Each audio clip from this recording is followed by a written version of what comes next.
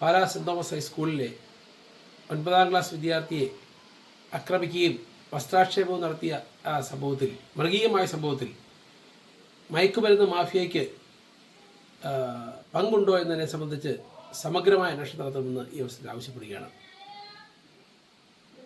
എനിക്ക് ഈ അവസരം സൂചിപ്പിക്കാനുള്ളത്, ഇന്ന് കലാലയങ്ങളൊക്കെ 80% ഇന്ന് മയക്കുമരുന്ന് മാഫിയയുടെ കീഴിലാണ്. അതിന് പ്രധാനപ്പെട്ട കാരണം വിദ്യാലയ രാഷ്ട്രീയം തന്നെ, കലാലയ രാഷ്ട്രീയം. മുൻകാലങ്ങളിലെ കലാലയ രാഷ്ട്രീയം പോലെയല്ല ഇപ്പോഴത്തെ കലാലയ രാഷ്ട്രീയം എന്ന് നമുക്കൊക്കെ അറിയാം. പ്രത്യേകിച്ച് സോഷ്യൽ മീഡിയയുടെയും ഒക്കെ വലിയ ഒരു സ്വാധീനം ഇന്ന് വിദ്യാർത്ഥികളുടെ ഇടയിലേക്ക് ഉണ്ടായിരിക്കുന്നതും വലിയ ഇത്തരത്തിലുള്ള കുറ്റകൃത്യങ്ങൾക്ക് അവരെ പ്രേരിപ്പിക്കുന്നുണ്ടെന്ന് കാര്യം സംശയമില്ല. അതുകൊണ്ട് തന്നെ പ്രത്യേകിച്ച് സ്കൂൾ കോമ്പൗണ്ടുകളിലൊക്കെ മൊബൈൽ ഫോണിൻ്റെ ഉപയോഗം കർശനമായി നിയന്ത്രിക്കണം. അതോടൊപ്പം തന്നെ കലാലയ രാഷ്ട്രീയം തന്നെ നിരോധിക്കുവാനുള്ള നടപടി ഈ സംസ്ഥാന ഗവൺമെൻറ് സ്വീകരിക്കണം.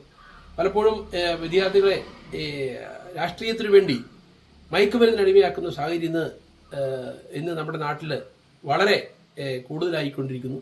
അപ്പോൾ ഇതൊക്കെ പരിഗണിച്ചുകൊണ്ട് ഗവൺമെൻറ് ശക്തമായ ഇടപെടൽ നടത്തണം.